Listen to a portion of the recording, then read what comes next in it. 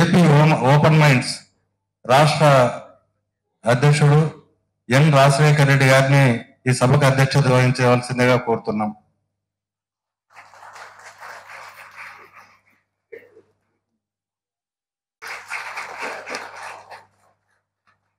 సిద్ధార్థ జైన్ గారు కమిషనర్ గారిని వేదికపైకి ఆహ్వానిస్తున్నాం.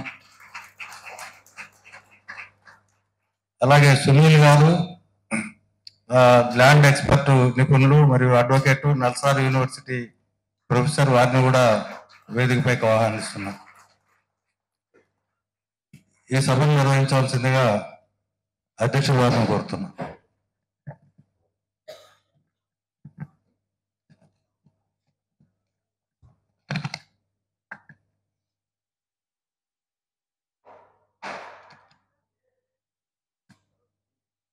Good evening, everybody. On behalf of the Open Mind Society, I welcome all the invitees. I also extend a hearty welcome to the special guest, Sri Ajay Kallangaru, formerly Chief Secretary, Government of Andhra Pradesh, and presently Principal Advisor to the Honorable Chief Minister, Government of Andhra Pradesh. I welcome Sri Siddhartha Jain Garu, Commissioner SS and LR. I extend a hearty welcome to Sunil Kumar Garu, Advocate, Land Laws Expert, and Adjunct Professor, Nalsar University. Finally, I welcome all the advocate friends and my friends who have come all the way from different places. Indeed, it's a privilege for our society to conduct the seminar amidst a galaxy of intellectuals. Before putting the subject for discussion, let me explain in brief what the Open Minds is. You may question, and who are you fellow, why are you conducting, and who are you to conduct this seminar? This society, Open Mind Society, is a registered society. It was started in the year 2017. Since then, we have been organizing several seminars, roundtable conferences, etc., throughout the state, in different parts of the state, both Telangana and Andhra Pradesh. So far, we have conducted 7 such seminars, this kind of seminars throughout the state. It's a non-political organization, non-profit organization. మా సంస్థకి open mind సంస్థకి ఏ రాజకీయ పార్టీతో కానీ బంధం కానీ అనుబంధం కానీ లేవు అని చెప్పి నిర్ద్వందంగా చెప్తున్నా. I clarify that this association is not affiliated to any political party. Coming to the subject, this society, we conduct the seminars. At the end of the seminar, we always put it for discussion. The name Open Minds itself speaks that we are always open to listening. We are always open for discussion on issues and coming out with fruitful solutions. I request all the invitees to actively participate in the discussions and make the seminar a success. Coming to the topic, Andhra Pradesh Land Titling Act 2022. Friends, as far as this act is concerned, I am an illiterate. నాకు తెలిసింది చాలా తక్కువ. నా మిత్రుల ద్వారా, మా విద్యార్థి లాయర్లు ఉన్నారు, నా students, formerly was a college teacher, వాళ్ళ ద్వారా తెలుసుకున్న కొద్దిపాటి నాలెడ్జ్తోనే కొద్ది నిమిషాలు మాత్రమే మీతో మాట్లాడతాను. ఈ యాక్ట్ ఆంధ్రప్రదేశ్ భూమి హక్కులను స్థిరపరిచే చట్టం అంటున్నాం తెలుగులో. AP land titling act 2022, act 27 of 2023. ఇది సామాన్యుని ఆస్తి హక్కులపై భరోసా కల్పించే చట్టం. బ్రిటిష్ వారి పరిపాలనా కాలం నుండి ఇప్పటి వరకు ఇటువంటి భూ చట్టాన్ని తీసుకురావాలి అని చెప్పి రైతుల నుంచి, మేధావుల నుంచి కూడా డిమాండ్ ఉంది. భూ వివాదాలకు చెక్ పెట్టాలని, నిజమైన భూమి యజమానులకు తమ ఆస్తిపై పూర్తి హక్కును కల్పించాలని, దశాబ్దాలుగా అపరిష్కృతంగా ఉన్న లక్షలాది భూ వివాదాలకు పరిష్కారాలను కనుగొనాలని అన్ని ప్రభుత్వాలు కూడా గతంలో ప్రయత్నం చేశాయి. చాలా ప్రభుత్వాలు, కేంద్ర రాష్ట్ర ప్రభుత్వాలు. కానీ ఇది విజయవంతం కాలేదు. ప్రధానమైన కారణం నా దృష్టిలో అస్తవ్యస్తంగా ఉన్న భూమి రికార్డులు, కొంతమంది అధికారుల అలసత్వం, సారీ టు సే దిస్, కొంతమంది స్వార్థ రాజకీయ నాయకులు అడ్డుకోవటం వల్ల గతంలో ఏ ప్రభుత్వం కూడా ఇటువంటి చట్టాన్ని తీసుకురాలేకపోయింది విజయవంతంగా. కానీ వైఎస్ జగన్మోహన్ రెడ్డి గారి నేతృత్వంలోని ఈ ప్రభుత్వం అన్ని అడ్డంకులను అధిగమించి సాహసోపేతమైన నిర్ణయాన్ని తీసుకొని ఈ భూ హక్కుల చట్టాన్ని అమల్లోకి తీసుకొచ్చింది. ఇంతటి క్లిష్టతరమైన చట్టాన్ని దేశంలో మొట్టమొదటిగా అమల్లోకి తీసుకొచ్చిన ఘనత ఆంధ్రప్రదేశ్ది ఈ ముఖ్యమంత్రి జగన్మోహన్ రెడ్డి గారి. ఈ సందర్భంగా ఈ ప్రభుత్వాన్ని మా ఓపెన్ మైండ్స్ తరఫున మనసారా అభినందిస్తున్నాను. ఇది వారి ముఖ్యమంత్రి గారి పట్టుదలకు, విశ్వసనీయతకు తర్కారం. భూ యజమానుల హక్కులను పరిరక్షించే ఉద్దేశంతో ఈ చట్టము కేంద్ర ప్రభుత్వ ఆదేశాలకు అనుగుణంగానే ఏర్పడిందని చెప్పి మిత్రులు చెప్తూ ఉన్నారు. భూ యజమానుల హక్కులను పరిరక్షించే ఉద్దేశంతో నీతి ఆయోగ్ 2019లో కొన్ని సూచనలు, గైడ్ లైన్స్ ఇవ్వటం జరిగింది. దానికి అనుగుణంగా ఈ ప్రభుత్వం అసెంబ్లీలో బిల్లును ప్రవేశపెట్టి కేంద్ర ప్రభుత్వానికి పంపటం, అది తిరిగి అనేక అవాంతరాలను ఎదుర్కొని చివరిగా 31 అక్టోబర్ 2023 చట్టంగా రూపొందించి ప్రజల ముందుకు రావటం జరిగింది. కొంతమంది వ్యతిరేకించడం దురదృష్టకరం. కారణాలు ఏంటో నాకు తెలియదు, కానీ ఈ విమర్శలు నాకైతే ఆశ్చర్యాన్ని కలిగించలేదు. ఎందుకంటే చరిత్రను తిరగేస్తే సమాజ దశను మార్చే విప్లవాత్మకమైన చట్టాలు ఎప్పుడు వచ్చినా కూడా అవాంతరాలు ఎదుర్కొన్న ఈ చట్టాలన్నీ కూడా అన్ని కాలాల్లోనూ కూడా బాల్య వివాహాలను వ్యతిరేకించడం, వితంతు వివాహాలను ప్రోత్సహించడం ఉదాహరణకు చెప్తున్నాను. ఇటువంటి వాటిని కూడా ఒప్పుకోలే, మొట్టమొదట వ్యతిరేకించారు. సంఘ సంస్కర్తలైన వీరేశలింగం పంతులు, గురజాడ అప్పారావు, రాజా రామ్మోహన్ రావు, ఈశ్వరచంద్ర విద్యాసాగర్, వీళ్ళందరూ కూడా సమాజం నుంచి ప్రతిఘటన ఎదుర్కొన్న వాళ్ళు ఏదో ఒక టైంలో. గాంధీజీ సిద్ధాంతాలను కూడా నాడు ఈ రోజు కూడా వ్యతిరేకిస్తున్న వాళ్ళు కూడా ఉన్నారు.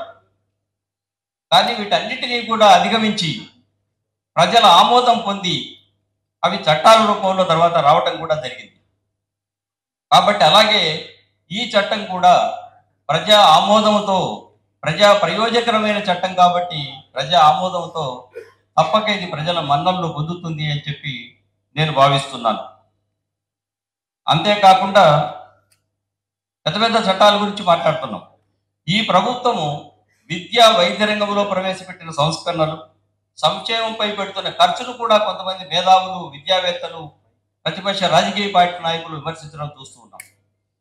ఈ చట్టంపై నా విమర్శలు రావటం అనేది పెద్దగా ఆలోచించవలసిన అవసరం కూడా లేదు. ఇటువంటి చట్టం మీద చిన్న చిన్న చట్టాలనే వ్యతిరేకిస్తున్నారు, చిన్న చిన్న సంస్కరణలని. ఎన్నో చట్టాలు గతంలో కూడా వచ్చాయి. కానీ ఈ భూ హక్కుల చట్టం మీద ఎందుకు రాష్ట్ర వ్యాప్తంగా ఇంత చర్చ జరుగుతూ ఉంది అన్నది ప్రశ్న. దీనికి ప్రధానమైన కారణం భూమికి ఉన్న విలువ మానవుడి జీవితంలో, సమాజంలో. పల్లెటూళ్ళలో చూస్తుంటాం, గ్రామీణ ప్రాంతాల్లో రైతులు 1 ఎకరా భూమి ఉన్నా కూడా తల పైకెత్తుకొని బతుకుతాడు రైతు.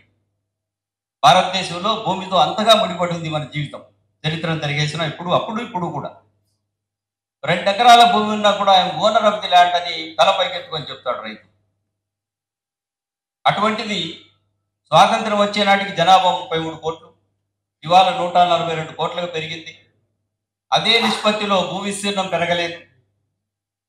కాబట్టి భూమిపై ఒత్తిడి పెరిగింది, భూమికి విలువ పెరిగింది, రేటు పెరిగింది. తత్ఫలితంగా కబ్జాలు ప్రారంభమయ్యాయి, భూ తగాదాలు ప్రారంభమయ్యాయి, అధికారులు ముందుకొచ్చాయి. అధికారులు పరిష్కరించలేనివి సివిల్ తగాదాలకు వెళ్ళాయి కోర్టు ముందుకు. ఇందాకే మనోహర్ రెడ్డి గారు చెప్తున్నారు, కుప్ప తెప్పలుగా 75% వివాదాలన్నీ కూడా భూమికి సంబంధించినవే. వాటిని కాబట్టి వీటిని పరిష్కరించవలసిన బాధ్యత ప్రభుత్వానిది.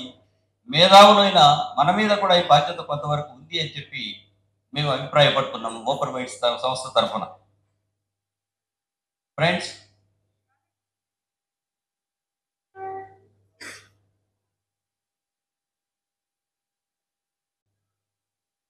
తమ చెప్పకూడదు కానీ నన్ను విమర్శిస్తారేమో. అధికారాలు అని అనను కానీ ప్రాక్టీస్కు భంగం కలుగుతుందని, sorry to say that, subject to correction. పూర్తిగా అధికారాలన్నీ కూడా అధికారం చేతుల్లోకి ఎడతాయని, నిజాలు మనం సామాన్య ప్రజలకు పైన ఉంది అని చెప్పి తెలియజేస్తున్నాం. మీకు అర్థవంతమైన ఆలోచనాభరితమైన సందేహాలను నివృత్తి చేసే చర్చ జరగాలని మా ఓపెన్ మైండ్స్ తరఫున మనస్ఫూర్తిగా కోరుకుంటూ మీకందరికీ విజ్ఞప్తి చేస్తూ ఇప్పుడు సబ్జెక్టులోకి ఎక్స్పర్ట్స్కు ఆ బాధ్యతలు అప్పచెప్తాను. ఆనరబుల్ అజయ్ కల్లం గారు, former Chief Secretary and advisor to the Honorable Chief Minister, speak on the subject.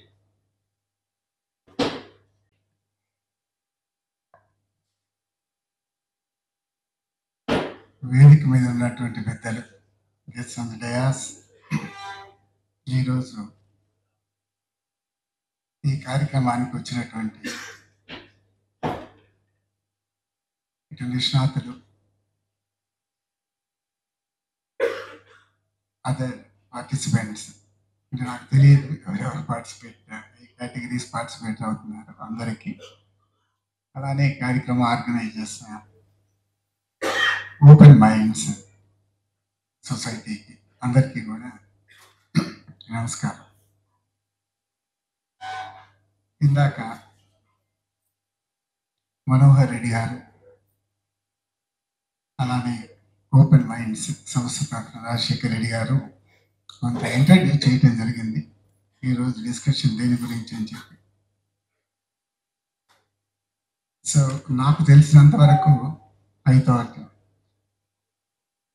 I'll try to give some kind of a background why this legislation was thought of and brought. ఇందాక పెద్దలు చెప్పడం జరిగింది, land అనేది మన కల్చర్లో ఎంత important అనేది. As an asset మీకు 2013 NSSO ఫిగర్స్ తీసుకుంటేనే 73% of the total asset base of the rural population was found to be land. Urban population lo ee country lo, unlike other countries తీసుకుంటే 90% of asset base is either land or building. అంత important మన కల్చర్లో. అయితే ఇటువంటి important asset base ఉన్నప్పుడు obviously the society, the investors, the financiers, the insurers, everybody needs some kind of a clear title, a clear ownership for that land. అనేది అందరు, any common man things of it, అన్ని sections కూడా కావాలని కోరుకుంటూ ఉందనేది వాస్తవం. అయితే మనకు ఇన్వెస్టర్స్ ఈ దేశంలో ఇన్వెస్ట్ అన్నప్పుడు, ఇండస్ట్రియలిస్ట్ ఇక్కడ ఇన్వెస్ట్ అన్నప్పుడు ఒక primary complaint they are making at the national level the government of India was, మీ దేశంలో ల్యాండ్ కొనాలంటే భయం వేస్తుంది, ఎక్కడ చూసినా కూడా లిటిగేషన్ అంటారు, క్లియర్ టైటిల్స్ ఉండవు, క్లియర్ మిర్రరింగ్ ఉండదు. అంటే ప్రొసెసర్ ల్యాండ్ రికార్డ్, ల్యాండ్ మీద ఉన్నవారు రికార్డులో ఉన్నవారికి మధ్య వ్యత్యాసం చాలా కనపడుతుంది. So it is very very risky unlike other developed countries. దానికోసం అని చెప్పి ఏదన్నా ప్రభుత్వం చర్యలు తీసుకుని దాన్ని సెటరైట్ చేయాల్సిన అవసరం ఉంది అని చెప్పి they have been repeatedly making representations with government of India.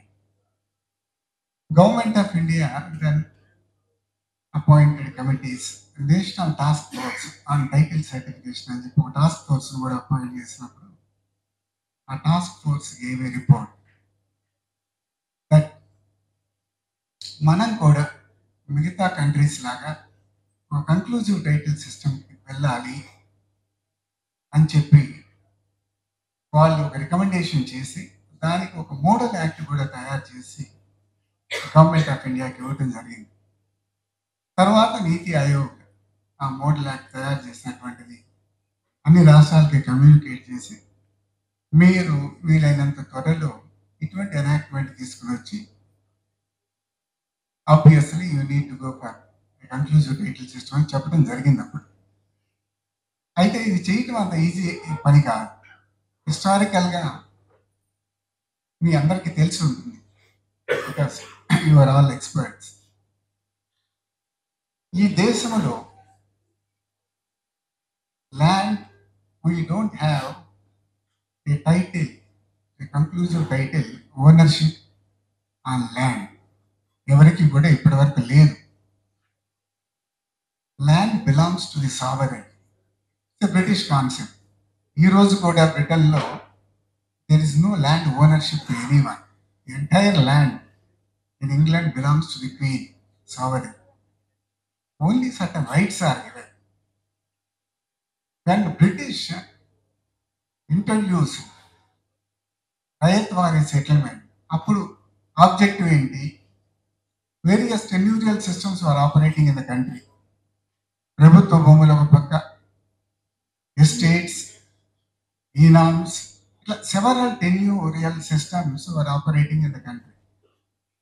అటువంటప్పుడు మనము రైతులని ఆ రోజుల్లో పంట ఎక్కువ పండించాలి. పంట ఎక్కువ పండించాలి అంటే దున్నేవాడికి రైట్స్ ఉంటేనే యూ విల్ ఇన్వెస్ట్. లేకుండా రైట్ ఎవడో ఎస్టేట్ గారికో ఈనామ్ గారికో గవర్నమెంట్కో ఉంటే how can I invest? Invest చేయాలి అని అంటే obviously we need to give certain rights అనే కాన్సెప్ట్ తోటి they brought a settlement system which we call a ryotwari settlement system. ఆ రోజు రైట్స్ ఏమి ఇచ్చారు? Okay, you can sell, you can mortgage, you can do A B C D అని rights ఇచ్చారు. కానీ ఎక్కడా కూడా you are the owner of this land అనేది అసలు మనం కన్సిడర్ చేయలేదు. యాజ్ ఐ మెన్షన్, బ్రిటిష్ కాలనీస్లో తర్వాత కొన్ని కంట్రీస్ ముందుకు వెళ్ళినాయి, కానీ కాలనీస్ అన్నింటిలో కూడా ఇదే పరిస్థితి. సో మనము టైటిల్స్ ఇవ్వాలి అని అంటే అబాలిష్ చేసినటువంటి టెన్యూరల్ సిస్టమ్ ద్వారా టైటిల్స్ ఇవ్వాలి అని అంటే we need to bring first A titling act. We don't have a statute that gives an absolute title, a conclusive title on land. ఇప్పుడు యూనివర్సిటీస్ ఉన్నాయి. ఈ రోజు తీసుకుంటే land is an economic asset, almost commodity లాగా అయిపోయింది. The share certificate is an economic asset. That's a conclusion. A degree certificate is an economic asset. Me degree ఉంటేనే కదా ఈరోజు నువ్వు ప్రాక్టీస్ చేసుకోగలిగేది. మరి యూనివర్సిటీ ఒక డిగ్రీ సర్టిఫికేట్ ఇచ్చిన తర్వాత is there anyone who challenges it? ఏ కోర్టులో అయినా ఇదిగో ఈ డిగ్రీ సర్టిఫికేట్ కరెక్ట్ కాదు, somebody else should evaluate and give అనేది లేదు కదా. It's a conclusive, it's a permanent. అటువంటిది ల్యాండ్కి ఎందుకు మనం ఇవ్వలేకపోతున్నాం? షేర్ సర్టిఫికేట్, ఒక డిగ్రీ సర్టిఫికేట్, ఒక కంక్లూజన్నెస్ ఉన్నప్పుడు ల్యాండ్కి ఎందుకు ఇవ్వలేకపోతున్నాము అనేది ఎగ్జామిన్ చేసి then they brought this particular act, I mean model act, government. అది వచ్చిన తర్వాత స్టేట్స్ ఆబ్వియస్లీ స్టార్టెడ్ ఎగ్జామినింగ్. ఏం చేయాలి? మనం కంక్లూజివ్ టైటిల్స్ ముందుకు వెళ్ళాలి, మోడల్ యాక్ట్ ఇంప్లిమెంట్ చేయాలి అని అంటే రాజస్థాన్ బ్రాట్ ఫస్ట్ 2016లో మోడల్ యాక్ట్ తీసుకొచ్చారు. రాజస్థాన్ యాక్ట్ ఏంటంటే they brought but they confine it only urban areas. That is urban area land titling bill అని చెప్పి పట్టుకొచ్చారు. ఓన్లీ అర్బన్ ఏరియాస్, బికాస్ వాళ్ళు అర్బన్ ఏరియాలో డిస్ప్యూట్స్ ఎక్కువ ఉన్నాయి, we need some kind of immediate action అనే ఉద్దేశంతో టైటిలింగ్ యాక్ట్ పట్టుకొచ్చారు. దురదృష్టవశాత్తు వాళ్ళు దాన్ని ఇంప్లిమెంట్ చేసే లోపే ఆ గవర్నమెంట్ వెళ్ళిపోయింది. దాని తర్వాత గవర్నమెంట్ ఇంట్రెస్ట్ తీసుకోలేదు. But that act was circulated among all the states. తర్వాత వీ టుక్ ఇనిషియేటివ్. అంతకుముందు మన రాజశేఖర రెడ్డి గారి ప్రభుత్వం ఉన్నప్పుడు యాక్ట్ తీసుకురాలేదు, కానీ భూభారతి అనే ఒక స్కీమ్ తీసుకుని ముందు they started land survey. Because act implement చేయాలి, ఎనీ యాక్ట్, ఒక ట్రాన్స్ఫర్మేటివ్ యాక్ట్ ఇంప్లిమెంట్ చేయాలంటే ముందు రికార్డ్స్ అప్డేట్ చేసుకోవాలి. రికార్డ్స్ అప్డేట్ చేయాలంటే essential thing is survey.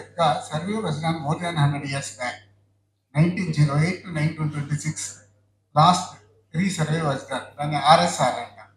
The whole record was based on the RSR. ఆ తర్వాత so many acts we brought. మన estates abolition, inams abolition, ROR, several acts we brought. మరి ఈ acts వచ్చినప్పుడల్లా రికార్డ్స్ అప్డేట్ కావాలి. తర్వాత సెవెరల్ ట్రాన్సాక్షన్స్ ఇవి జరిగినప్పుడు యాక్ట్ అప్డేట్ కావాలి. సరే, రికార్డ్స్ అప్డేట్ కావాలి అంటే you need machinery, you need proper survey and update. అది చేయలేకపోయాం. దురదృష్టవశాత్తు ఫర్ లాంగ్ టైం. బికాస్ 1980 వరకు కొంత బెటర్. లోకల్గా మనకి ప్రతి ఊర్లో Kurnool municipal some machinery used to be there. వాళ్ళకి విలేజ్ మొత్తం తెలుసు, విలేజ్ బౌండరీస్ తెలుసు, ఎవరెక్కడ దున్నుకుంటుంది ఏదో కొంతవరకు అప్డేట్ చేసేవాళ్ళు. Despite complaints on them. ఆ తర్వాత అసలు we did not have local machinery for long time. ఇప్పుడు అంటే ప్రజెంట్గా ఎవరి విలేజ్ ఇప్పుడు సర్వే అయ్యారు, ఒక VR and all. Only recently we are able to provide.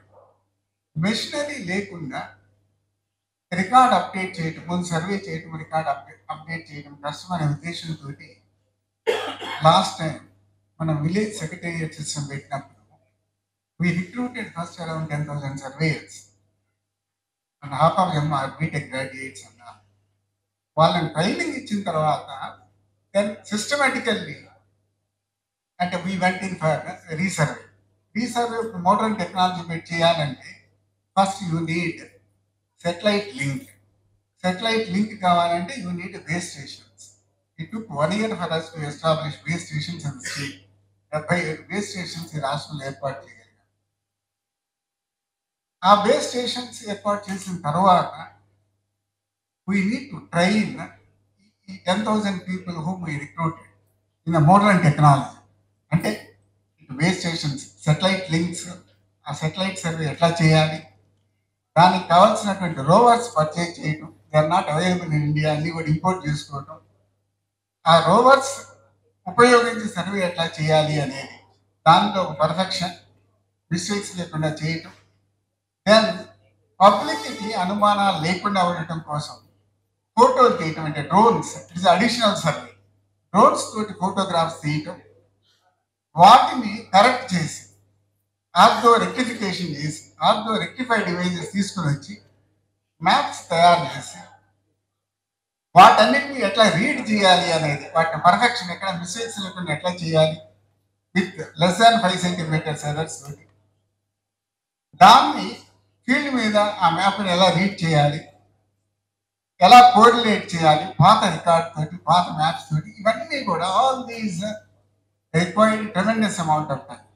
So దానికి పైలట్ కింద ఒక 55 గ్రామాలు తీసుకుని ఆ పైలట్ ప్రాజెక్ట్ పూర్తి చేసి ఆ process we could train all these 10,000 people and train villages, leaving aside 4,000 మన ఏజెన్సీ విలేజెస్ కాకుండా, అంటే కొండలు గుట్టలు కాకుండా మిగతా 13,500 విలేజెస్లో ఆల్మోస్ట్ ప్రాబ్లం ఏమి 500 ఉంటాయి, అన్నీ కూడా డ్రోన్ సర్వే ద్వారా కంప్లీట్ చేయడం జరిగింది.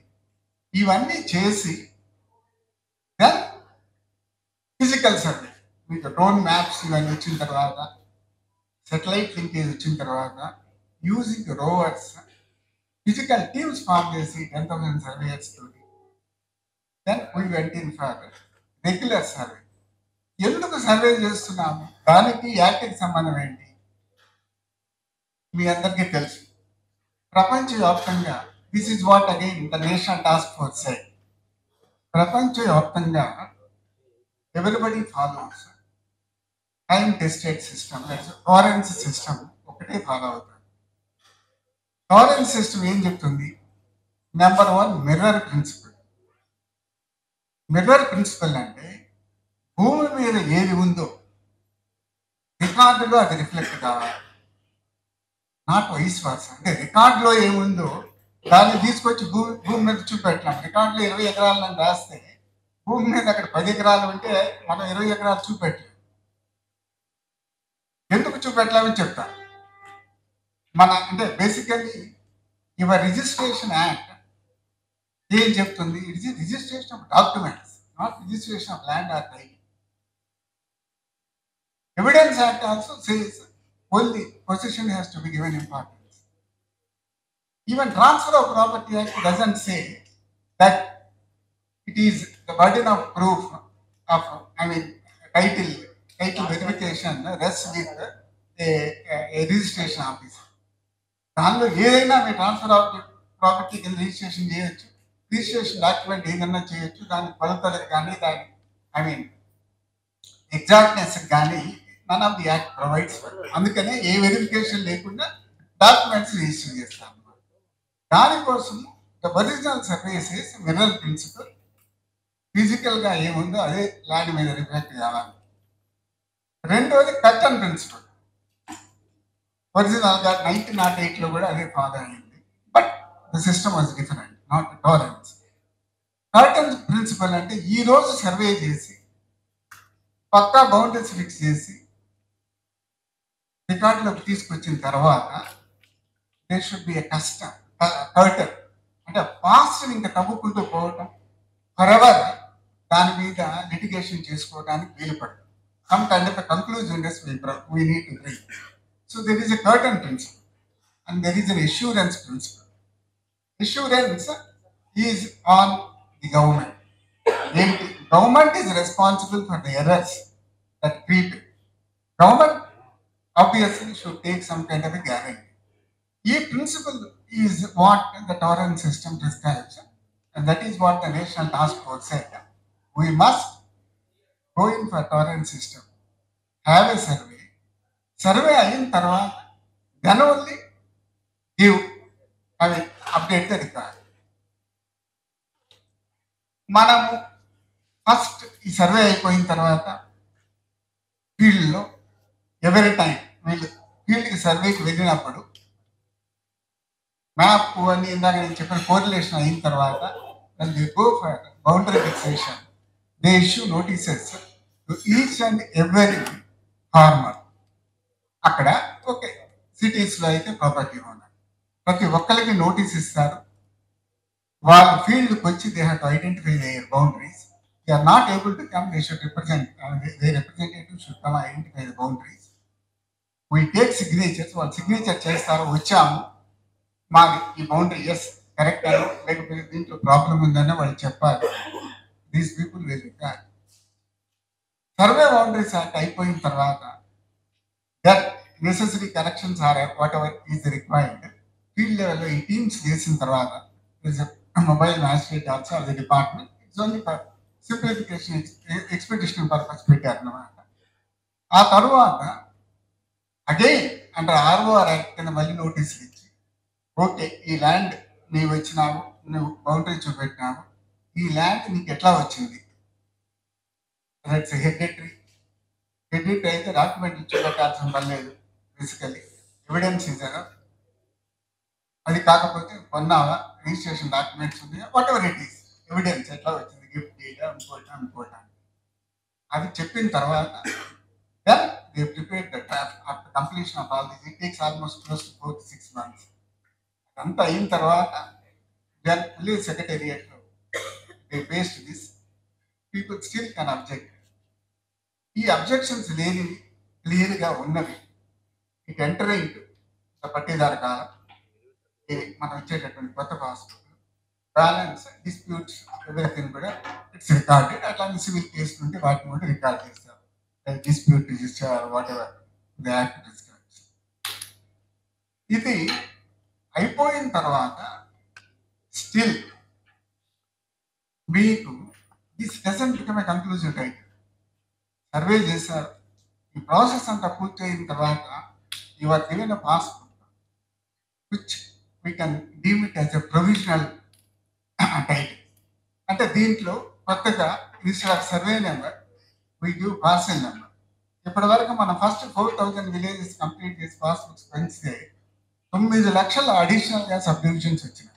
అంటే this is the kind of pendency at the field level. అంటే రికార్డ్స్ అంతా అప్డేట్ కాలేదు and large number of mutations and రకరకాల ప్రాబ్లమ్స్ అంటే వేరియస్ అవన్నీ కూడా majority of them are getting redress.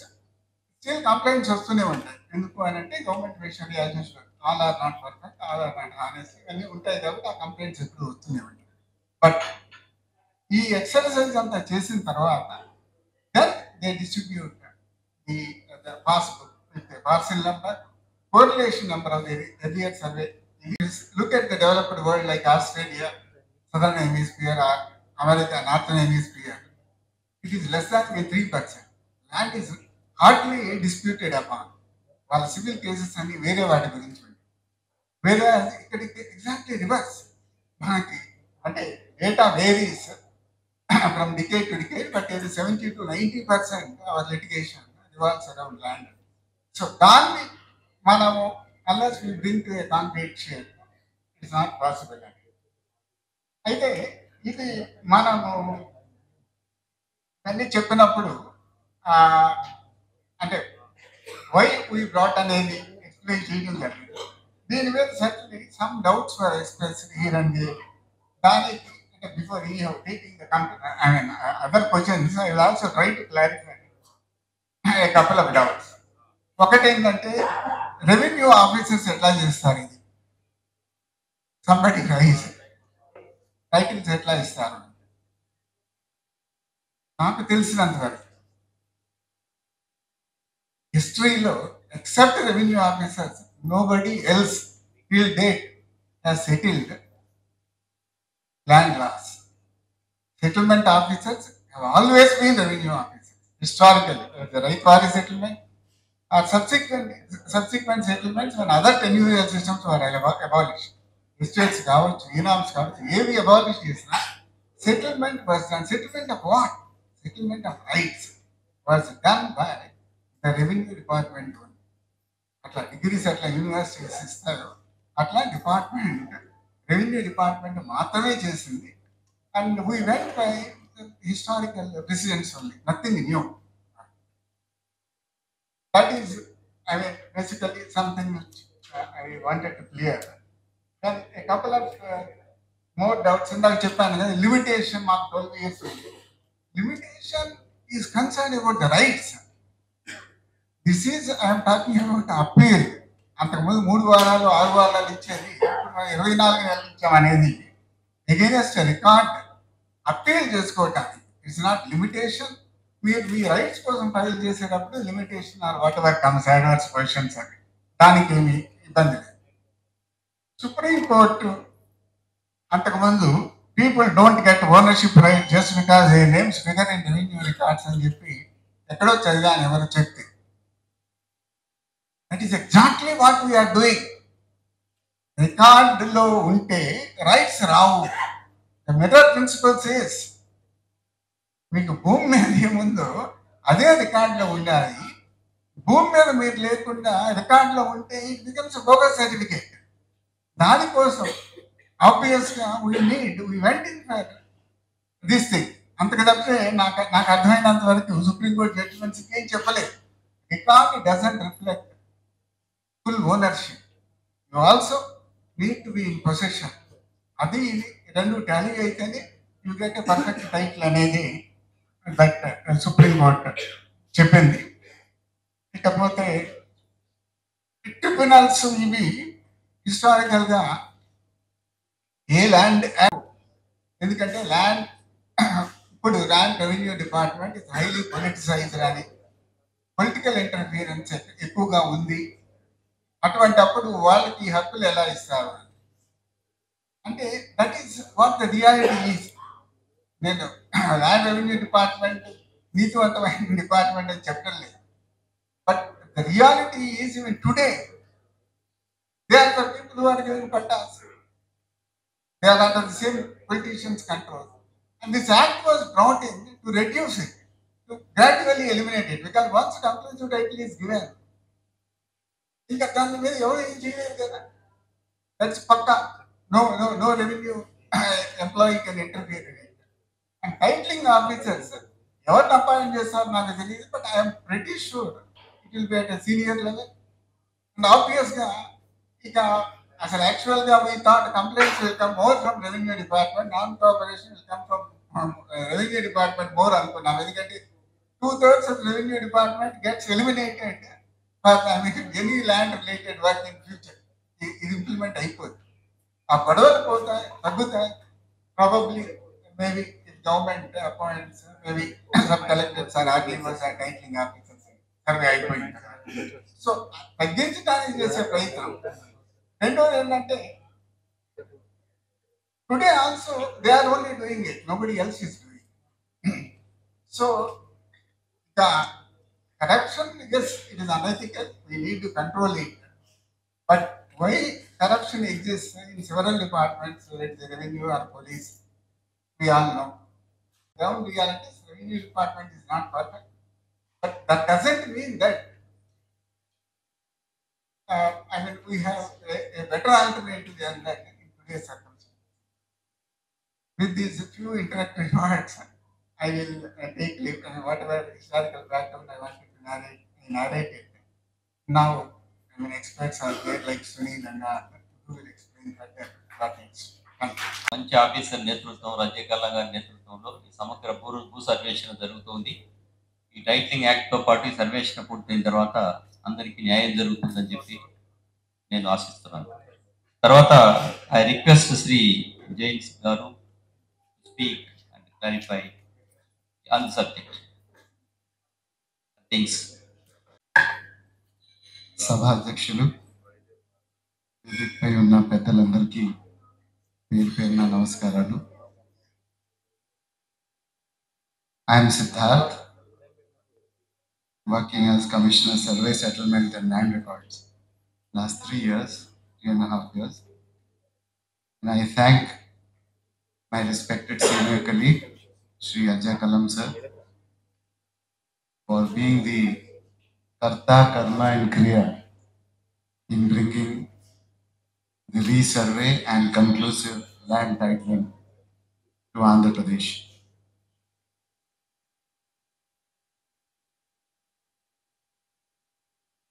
In my career, I'm always used to esteemed colleagues, advocates assisting my court. It's so much more difficult for me to speak in the court of advocates today. Well, it's a great pleasure and opportunity. I thank Open Minds for organizing this very unique interactive session. This is the second opportunity in my 22 years of official career that I have been given a chance to explain to the people who know the best. The first opportunity came when we were launching commercial courts as part of expediting the performance of contracts and amendment to the CPC few years back. This is the second such opportunity I get. Let me start with reading out some names and let's see who are all these people. Mahatma Gandhi, Jawaharlal Nehru, Sri Rajendra Prasad, Sardar Patel, Tilak, Gokhale, Lala Lajpat Rai, Motilal Nehru, Bhulabhai Desai, T.T. Krishnamachari, N. Gopal Swamy Iyengar, Dr. Baba Saheb Ambedkar, Sri N. Madhav Rao. What's common to all of them? They all belong to the legal fraternity. They have been the luminaries of the profession, who despite their profession gave freedom from British rule, freedom from the slavery to this country. And today I look forward to this audience of advocates, lawyers, legal luminaries, practitioners of the law to get freedom to the state of Andhra Pradesh, freedom to the landowners from uncertainty, from litigation. I look upon you, I look upon your cooperation, your suggestions, because now time has come again. With this fraternity alone can cooperate, assist in getting this legislation in its true spirit.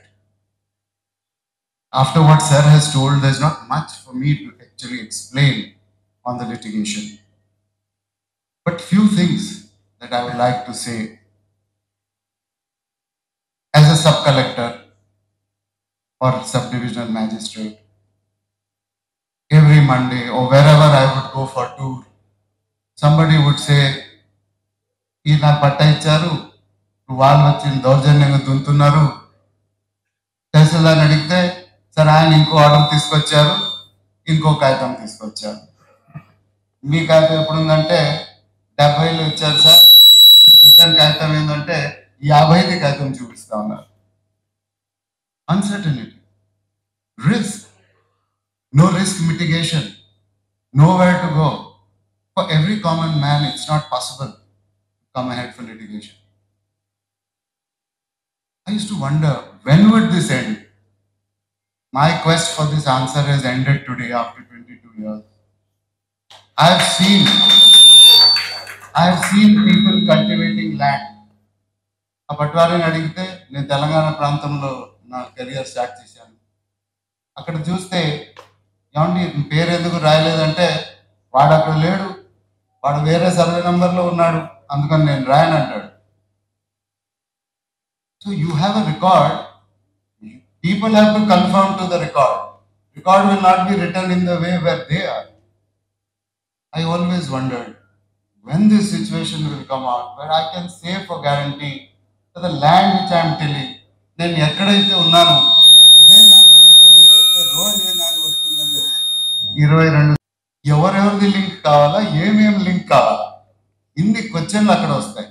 Party భయం భయం భయం, ఎందుకంటే ఆ system అలా ఉంది. నేను వ్యక్తి విశేషాల గురించి మాట్లాడటంలా, వ్యవస్థనే భయం పుట్టిస్తుంది. నా డాక్యుమెంట్ రిజిస్టర్ అవుతుందా, లేకపోతే నా చేతిలో ఉన్న రికార్డుకి, రిజిస్ట్రార్ గారి ఆఫీస్లో ఉన్న రికార్డుకి, తహసీల్దార్ ఆఫీస్లో ఉన్న రికార్డుకి యూనిటీ ఉంటుందా, ఒకే మాదిరిగా ఉంటాయా, లేవా, ఏం చేస్తే అవుతుంది. కాబట్టి cost of registration becomes very high, discretion becomes very high, risk becomes very high, therefore risk premium becomes very high. Everything is shrouded in mystery. Which transaction will be said, "Ayyo abbo meer idi aside land konarandi, meeku teliyaleda?" "Em sir patwarini adigam, tehsil లో కనుక్కున్నాం, registration office లో కనుక్కున్నాం, passbook మీరే ఇచ్చారయ్యా, మీకన్నా ముందు తహసీల్దార్ గారు ఇచ్చారు, మీరు assign అంటారేంటి?" లేదు లేదు బాబు, అది ఇచ్చింది ఇచ్చి ఉంటారు, మేమైతే అసైన్ అంటాం. Where is the end of road for the citizens? బ్రహ్మం ఒకటే అంటాం, పరం బ్రహ్మం ఒకటే అంటాం, ల్యాండ్ రికార్డ్ ఒకటే అన్నాం. ఆ రోజు ఈ రోజు ఈ టైటిల్ ఆఫ్ రిజిస్టర్స్, ఈ register of mortgages, this will be the single source of truth. The search for titles, legal search, banker ki search, merchant ki search, ప్రతి ఒక్కరు సెర్చ్ రీసెర్చ్ లోనే ఉన్నారు. ఆ రోజు నుంచి ఈ రోజు మనం విముక్తి కలుగుతుంది. ఆ కలిగించే మార్గంలో మీదే ప్రధానమైన పాత్ర ఉంటుందని, ఎందుకంటే ఈ మిస్ఇన్ఫర్మేషన్ కెనాట్ స్ప్రెడ్ చేసే వాళ్ళకి మనం కౌంటర్ చేయాలి. ల్యాక్ ఆఫ్ ఇన్ఫర్మేషన్ బేసిక్గా బ్రిటిష్ వాళ్ళు ఎంత బాగున్నారంటే, వాళ్ళ కంట్రీలో పెట్టిన సిస్టమ్ మన కంట్రీలో పెట్టలేదు. అన్ని లాస్ మనకి ఇచ్చారండి. మనం మాట్లాడే ప్రతి చట్టం ఈ మధ్యలో అంటే 1774 నుంచి రెగ్యులేషన్ యాక్ట్ మాడితే అన్ని చట్టాలు బేసిక్గా ఒరిజిన్ అక్కడ నుంచే కదండి. అక్కడ ఏమో అన్ని క్లారిటీ పెట్టుకున్నారు, మన దగ్గర అన్ని డౌట్ పెట్టేసి పోయారు. Everything can be disputed. Each paper can be disputed in the country in any court, anytime, by anybody. What do you call this uncertainty? What do you call this risk? Fear. So what this act basically does is it stops this whole business of chain of titles.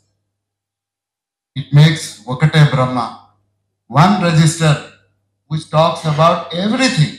That's all it does. The entire process is to get everything into one uniformity, which can be referred by commoners for their transactions of sale, mortgage, other transactions, wills, settlements, etc. Everything remains the same. What is the basis? That register, the entry in the register. That's the biggest and the most important thing that this act brings about. As an officer, as a son of a lawyer, as a grandson of a lawyer myself, I think this is a great opportunity for me to do my practice. I don't need to run around to find papers. I know how much each one of you have to work hard to get revenue papers out from each office. I have seen it. Every paper. You have to really hunt around and get it out from those dusty record rooms of different offices to officers and clerks who say, "Heroes na chala pani undandi repu randi." It's going to bring dignity and discipline across the entire land management value chain in this state. And believe me, what Andhra is doing today, the entire country is going to follow tomorrow.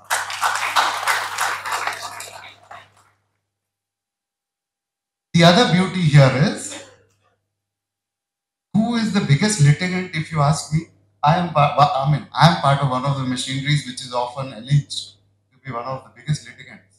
Government. How much litigation is created by government? How many cases are you assigned land? Resume chesaru? Case. Resumption order? Case. Pata passbook ivatledu? Case. Ee kaitam undi aina adjudicate cheyatledu? Case. So the first full stop comes on the government from litigation in this act. This is a thing which has to be understood. The fear of the official machinery. Any time, the government will come ahead with them. Or will say that I found in 1954, అయ్యా మీది చెరువు పొరంబోకు. Sir నీళ్ళు లేవు sir, మా తాత దున్నాడు, నేను దున్నాను, 3 పంటలు వేసాను సార్, అసలు ఆడ చెరువు అంటే. దిస్ ఇస్ ఆర్ఎస్ఆర్ దాఖలా చెరువు పొరంబోకు. ఆర్ఎస్ఆర్ అంటే పాపం వీళ్ళు మధ్యలో కొన్నారు, అన్ని చూసుకున్నారు, ఎవరు ఆర్ఎస్ఆర్ చెప్పలేదు, ఈరోజు చెరువు పొరంబోకు అయిపోయింది. So first full stop comes here. The biggest litigant, probably as alleged, gets disciplined first. The second thing is, government stands guarantee for the entries. Now today if you go for building plan, urban, this area, now the government of Andhra Pradesh has taken this step where the government gives guarantee. You know, there is this word, indefeasibility. You will understand, all of you. And this very important phrase, once this Param Brahman is made, you know, then nobody can transfer a title better than he or she owns. I wrote it down also. Nemo dat quod no habet is something which is said, which is the central theme to this register of titles. When USA has implemented it and become developed country, when Australia has implemented from 1920s, we are only 103 years late. British Commonwealth adopted this system, the Torrance system, mirror principle, curtain principle and indemnity principle of the government, 1920. When Israel can do it and become a developed country, Ireland can do it and become a big important country, and Canada can do it and become a developed country. Singapore can do it and become a developed country.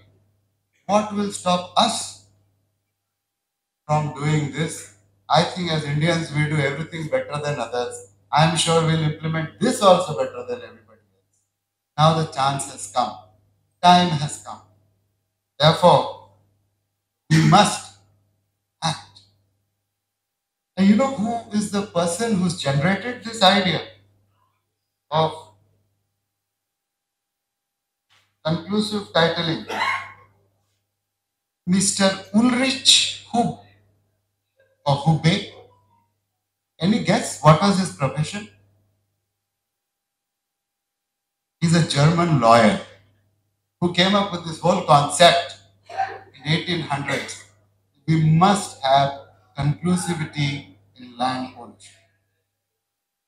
Having said this, all of you must have heard what Rabindranath Tagore, our Nobel laureate, the great poet, had said. I'll recite his words 2 times. I pray to him. I'm using his words. First, I read what he has said, and then I tweak it and read it for you.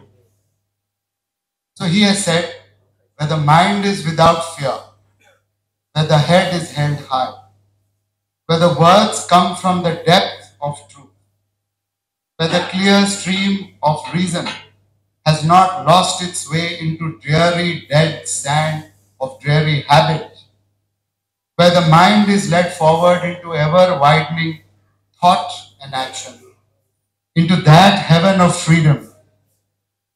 My Father, let my country away. This is the original piece. I request you to spare 2 minutes of attention and hear this. Where the landowner is without fear, where the landowner is without fear, and where the landowner's head is held high, where the land ownership comes from the single source of truth, where the clear stream of title has not lost its way into dreary dead sand of dead land records, where the land development and ownership is led forward into ever widening thought of opportunity and action, into that heaven of freedom.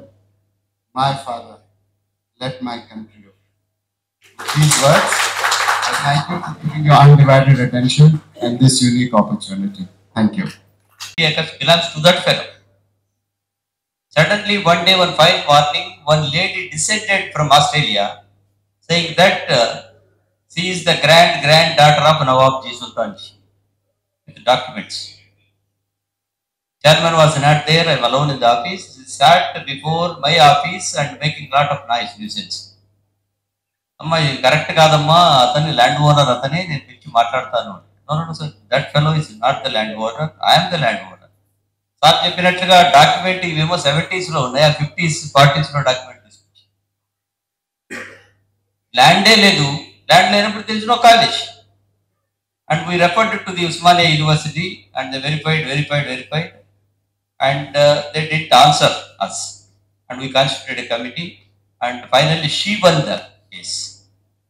That fellow who was the secretary and correspondent, chairman of the college, also the king of the college, that fellow went away leaving the college. This is what is happening. So, Sunil Kumar garu దీర్ఘమైన వివరణ ఇవ్వటం జరిగింది.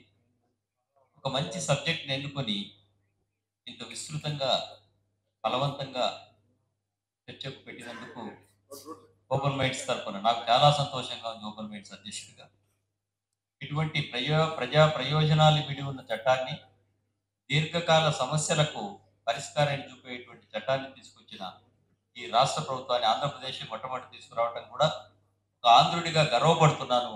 ముఖ్యమంత్రి గారికి మరొకసారి ధన్యవాదాలు కూడా తెలియజేస్తున్నాను. ఇప్పుడు డౌట్స్ అన్ని కూడా క్లారిఫై అవుతాయి, అపోహలు లేవనే అనుకుంటున్నాను. ఈ చట్టాన్ని అమలు చేయవలసిన బాధ్యత అధికారుల మీద ఎంత బాధ్యత ఉందో అడ్వకేట్స్, లాయర్ మిత్రులుగా మీకు అంతకంటే కూడా ఎక్కువ బాధ్యత ఉంది అని చెప్పి నేను భావిస్తున్నాను. ఏదైనా జెన్యువైన్ క్వశ్చన్స్, డౌట్స్ ఉంటే వెల్కమ్ ఇట్. ఇక్కడికి పంపిస్తాం, లేదా ఇక్కడికి వచ్చినా మాట్లాడచ్చు. పెద్దలు క్లారిఫికేషన్ ఇస్తారు దానిపైన, పర్టికులర్ సునీల్ కుమార్ గారు.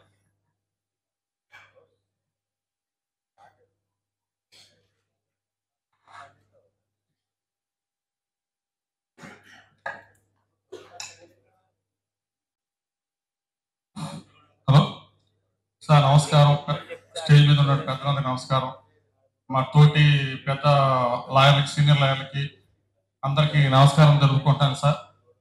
ఈ సందర్భంలో ఈ మాట్లాడవచ్చు మాట్లాడకూడదు కానీ మనసు ఉండపట్టట్లేదు, నాకు చాలా బాధాకరంగా ఉంది. అంటే గతంలో జరిగినటువంటి అన్యాయంలో నేను ఒక ల్యాండ్లో, ఇంకో విషయం నేను అడ్వకేట్గా మాట్లాడలేదు సార్, ఒక రైతుగా మాట్లాడుతున్నాను. విషయం ఏంటంటే నా సొంత కేసే. పక్కన వాడు మా నాన్నగారు బతుకున్నంత కాలం అండి, జస్ట్ కోతలు వేస్తే బోర్డరీ కాడ గొడవ పడుతున్నాడు. ఎన్నోసార్లు కేసు పెట్టి కూచిపూడి మాది ఉండేది, హైకోర్టు అడిగి చేస్తాను లాయర్గా. ఎన్నోసార్లు కేసులు పెట్టా.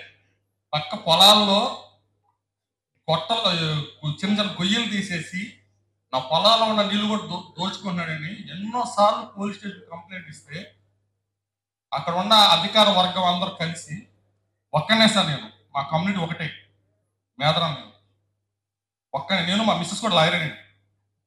నా పేరు కందుకూరి నరసింహారావు, మా మిస్సెస్ కూడా నాలుగు. అమ్మాయి విజయవాడ బారు, నేను హైకోర్టు బారు. అవన్నీ కూడా ప్రయాణం చేస్తున్నా. నరక యాదం చూపించారు సార్. నడి రోడ్డు మీద నన్ను పిడిచి లాక్కొచ్చి కొట్టారు పబ్లిక్ లో నడి రోడ్డు మీద కొట్టారు. ఎందుకంటే ల్యాండ్ గురించి వచ్చింది కాబట్టి చెప్తున్నా సార్. ఆ స్థలం కోసం మొన్న సర్వే కూడా పెడితే 4 సెంట్లు తేడా వచ్చింది. భూ సర్వే పెట్టారు జగన్ గారు, మోహన్ రెడ్డి గారు, వెల్లెంగుడి. ఎంతవరకు న్యాయం జరిగిందండి నాకు? చూస్తే పక్కవాడి తగ్గిందంట. మరి చూడండి, వాడు ఆక్రమించే నా స్థలంలో పద్దు వేయకుండా నరక యాత్ర పెడుతున్నారు సార్. ఎంతవరకు అంటే మీ చట్టాలు ఓకే సార్, వెలంగుడ్ గొప్ప వాళ్ళే కాదంట. మరి నా జరిగిన అన్యాయం ఎవడు పట్టిస్తున్నారండి? బైకాట్ చేసి రేపు జడ్జిమెంట్ ఉంటే వాళ్ళు ఫేవర్ అవుతుంటే ఏంటి సార్ అంటే చూడు దండం పెట్టి బైకాట్ సార్ చేసిన అర్థం కాదు. బైకాట్ చేయడం ఎందుకండి? బైకాట్లు చేస్తున్నారు, రోడ్ షో చేస్తున్నారు, ఒక అడ్వకేట్ కొట్టారని చంపారని. అంత అవమానం ఉంది సార్ మాకు, చాలా బాధకం ఉంది సార్. కానీ చెప్పదలసిన విషయం అదే సార్, చెప్పబోతున్నా సార్. పాయింట్ అదే సార్. పాయింట్ ఏంటంటే రకాల భూమి సమస్యలు ఉన్నాయి. దీన్ని మనం అర్థం చేసుకోవాల్సింది 2 విధాలుగా. ఒకటి, ఈ అంశాలకు రాకముందు ఈ రోజున ఇప్పుడున్న భూమి రికార్డుల వ్యవస్థ, ప్రిజంప్టివ్ రికార్డ్ వ్యవస్థ, ఈ గందరగోళాన్ని ఇట్లాగే కొనసాగిద్దామా, లేదా రికార్డుకి పూర్తిగా స్పష్టత ఇచ్చి, హద్దులకి పూర్తిగా స్పష్టత ఇచ్చి, ఇగో ఈ కాగితం నీ జేబులో ఉంటే, ఈ కాగితం నీ చేతిలో ఉంటే ఇక నువ్వే భూ యజమాని అని చెప్పే వ్యవస్థ కావాలా వద్దా అనే ఒక నిర్ణయానికి మనం అందరం రావాలి. మిగతా చర్చ అంతా సెకండరీ. ప్రిజంప్టివ్ రికార్డ్ కావాలా, గ్యారంటీ టైటిల్ కావాలా, టైటిల్ రిజిస్ట్రేషన్ కావాలా, డీడ్స్ రిజిస్ట్రేషన్ కొనసాగాల, ప్రభుత్వం మీ హక్కులకి గ్యారంటీ ఇవ్వాలా వద్దా, భూ యజమానికి నష్టం జరిగితే ఇన్సూరెన్స్ డబ్బులు కావాలా వద్దా, ఈ చర్చ ఒక్కసారి నిర్ణయం తీసుకున్న తర్వాత ఇప్పుడు 2వ అంశానికి పోదాం. వివాదాలు ఉన్న వల్ల ఏమైతాయి? ఇప్పటికి ఆల్రెడీ వివాదం ఉన్న వాళ్ళే కావచ్చు, లేదా ఇప్పుడు మళ్ళీ సర్వే చేస్తే బయటకు వచ్చే వివాదాలన్నీ కూడా ఇవి టైటిల్ రిజిస్టర్లకు పోవు.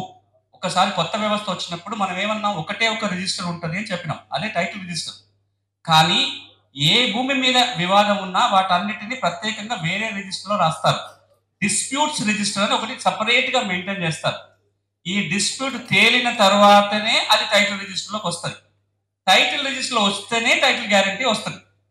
ఆ డిస్ప్యూట్ ఇప్పుడున్న డిస్ప్యూట్ అయి ఉండొచ్చు, రేపు పొద్దున టైటిల్ రిజిస్టర్లో ఎంటర్ అయిన తర్వాత నాకు గుర్తు రావచ్చు, కాదు మీరు అనిల్ పేరు రాశారు అది సునీల్. ఈ చట్టం ఏం చేస్తుందంటే కంప్లీట్ డయాగ్నోసిస్ అయిపోతుంది. అంటే మనం రోగం వచ్చినప్పుడు హాస్పిటల్కి పోయి చెకప్ చేయించుకోవడం కాదు, ఒకేసారి డయాగ్నోసిస్ మొత్తం అయిపోతుంది. రోగాలు ఉన్న వాళ్ళందరూ ఒక పక్కన నిలబెడతారు, సంపూర్ణ ఆరోగ్యంగా ఉన్న వాళ్ళు ఇంకో పక్కన ఉంటారు. ఆ సపరేట్ గా చేయటం మాత్రమే కాదు, ఈ రోగం ఉన్న వాళ్ళందరికీ కూడా ట్రీట్మెంట్ ఇస్తూ మళ్ళీ ఇక్కడ తీసుకొచ్చే ప్రయత్నం జరుగుతుంది. దానివల్ల ఏమవుతుందంటే కొంతకాలం పోయేసరికి దాదాపుగా 90-95% టైటిల్స్ అన్ని క్లియర్గా వస్తాయి, సమస్య రాదు. మీకు ఒక ఎగ్జాంపుల్ చెప్తా, ఇది ఎంతకాలం పట్టొచ్చు అంటే, మనం బాగా కృషి చేస్తే 2-3 ఏళ్ళు 5 ఏళ్ళు అయిపోవచ్చు. బ్రిటన్ లాంటి దేశానికి దేశం మొత్తం టైటిల్ గ్యారెంటీ అమలు జరగడానికి 150 ఏళ్ళు పట్టింది. మనం 150 ఏళ్ళు ఎందుకు పట్టిందంటే వాళ్ళు ఇంక్రిమెంటల్ చేసుకుంటూ వచ్చారు కాబట్టి. అదే పని మనం 5 ఏళ్ళు కూడా చేయొచ్చు. కానీ ఈ జరిగే క్రమంలో ఆ స్థాయికి వెళ్లే లోపల బోలెడు సమస్యలు వస్తాయి, బోలెడు తగాదాలు వస్తాయి. వాటన్నిటిని స్టేట్ అడ్రస్ చేయాల్సిందే. అది మాత్రమే కాదు, పెద్దలు ఇక్కడ ఉన్నారు కాబట్టి వాళ్ళ దృష్టికి ఇంకొకటి తీసుకొస్తా. డిస్ప్యూట్స్ పెరిగినప్పుడు, వివాదాలు ఇన్ని పెరిగినప్పుడు ప్రతి వాళ్ళు సొంతగా కూడా వాటి చేసుకోలేని పరిస్థితి ఉంటుంది. కాబట్టి పేదవాళ్ళు ఎవరైతే ఉన్నారో, గిరిజనులు ఎవరైతే ఉన్నారో, ఎస్సీస్ కానీ ఎస్టీస్ కానీ, వాళ్ళకి సహాయకారిగా ఇంతకు మునుపు ఏదైతే పారాలీగల్ వ్యవస్థ గవర్నమెంట్ లో ఉండేదో, సరే మీరు అది మళ్ళా తిరిగి తీసుకొచ్చే ప్రయత్నం చేయండి. మండలానికి ఒకరు లేదా వీలైతే గ్రామానికి ఒక పర్సన్ కనుక పెడితే, ఎవరెవరికైతే భూ సమస్యలు ఉన్నాయో వాళ్ళకి అండగా నిలబడుతూ సమస్య పరిష్కారం అయిన దాకా వాళ్ళ జేబులోకి వెళ్ళి ఖర్చు కాకుండా కనుక చేయగలిగితే మరిన్ని మంచి ఫలితాలు కూడా వస్తాయి.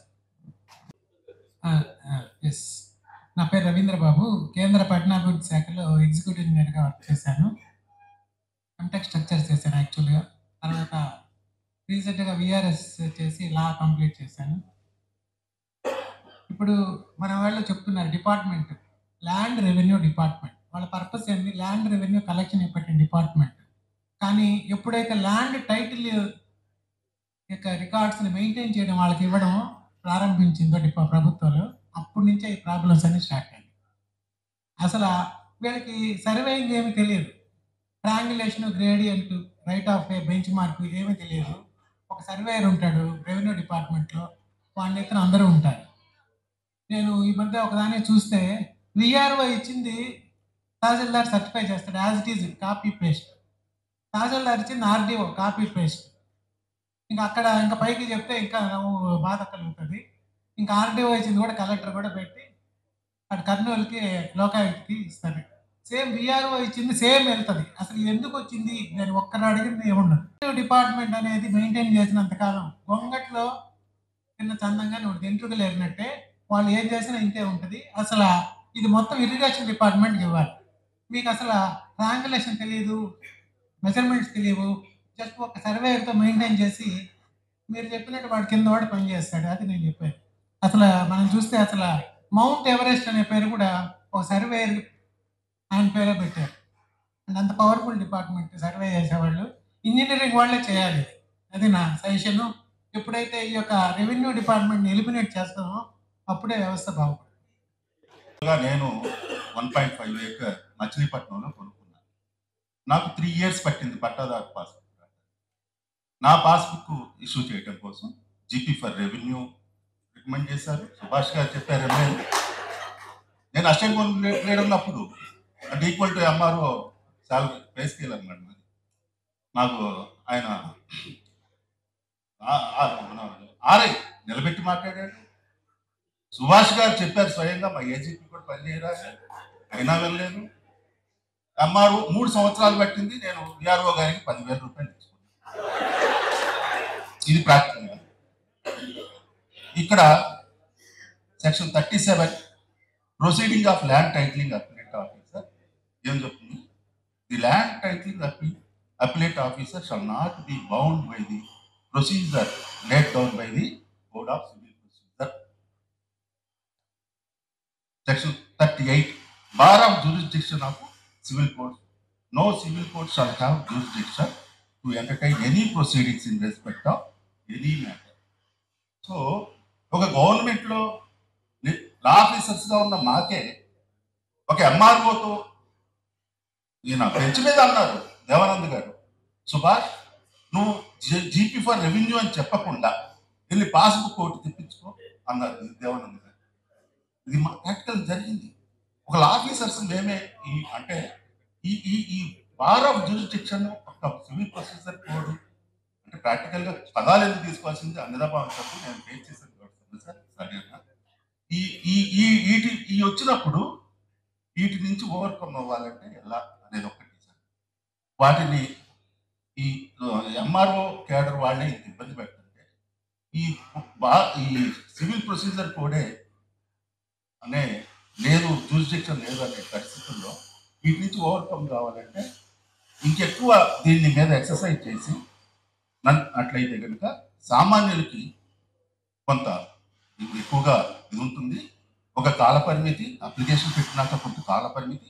ఈ కాల పరిమితిలోపు ఈ టైటిల్ రిజిస్టర్ చేయకపోతే ఏంటి అనే దాని మీద అన్నదా భావించద్దు. మా పేర్లు తీసుకున్నందుకు ప్రాక్టికల్గా నేను ఫేస్ చేసే సమస్య కాదు. థ్యాంక్స్. రెవెన్యూ డిపార్ట్మెంట్ బ్రహ్మాండంగా పనిచేస్తుందని చెప్పటం లేదు, కరప్షన్ లేదని చెప్పటం లేదు. బట్ వ్యవస్థలు అన్నీ కూడా ఇందాక సునీల్ గారు చెప్పినట్టు ఇదే పరిస్థితిలో ఉంది. నేను ఇంకొక ఎగ్జాంపుల్ చెప్తాను. మీరు ఎంఆర్ఓ హెరాస్ చేస్తా అంటున్నారు. నా సొంత కేసులో కూడా 22A బట్టే మార్పించుకోవడానికి 7 సంవత్సరాలు పట్టింది. 22A నా ల్యాండ్ 22A కింద ఉందని చెప్పి నాకు తెలియడానికే 9 సంవత్సరాలు పట్టింది. Because that is my neglect. ఇవన్నీ జరుగుతున్నాయి. బట్ అన్ని వ్యవస్థలు ఇప్పుడు మేము ఒక ల్యాండ్ 4 కోట్లు పెట్టి కొనుక్కున్నామండి as a society. It was registered long back, more than 15 years back. Litigate అయ్యి నవ్వు ఈవెంట్ సుప్రీం కోర్టులో ఇది 15th year ఇంకా మాకు సొల్యూషన్ రాలేదు. 15th year అని అంత మాత్రం చేత మనం సుప్రీం కోర్టుని ఎత్తేద్దాము, ఇది పనికి మాలింది అని చెప్పలేం కదా. ఎవరి వ్యవస్థ అంటే దేశంలో ఉన్నటువంటి వ్యవస్థలు అన్నీ కూడా ఏమీ సక్రమంగా పనిచేయట్లేదని నేను ఇందాక చెప్పినాను. ఆ కాన్ఫిడెన్స్, వ్యవస్థల ఎఫిషియన్సీ కాన్ఫిడెన్స్ పోయింది కాబట్టి కరప్షన్ పెరుగుతుంది అనేది that is what we need to realize and we need to improve. You are welcome. ఇప్పుడు సివిల్ కోర్ట్ జ్యూరిస్డిక్షన్ తీసేయటం అనేది దాంట్లో జరిగింది. దానికి ఓకే, వాళ్ళు మేబీ ఫాస్టర్ డిస్పోజల్ కోసము shorter version of probable evidence అది తీసుకుని చేయాలి అని చెప్పి సజెస్ట్ చేసినారు. దానికి you can make good suggestions and sure మనం రూల్స్లో వాటిలో తీసుకురావడానికి వీలుంటే తీసుకురావచ్చు, అమెండ్మెంట్స్ అవసరమైతే అమెండ్మెంట్ చేసుకోవచ్చు. You are welcome to make it more efficient.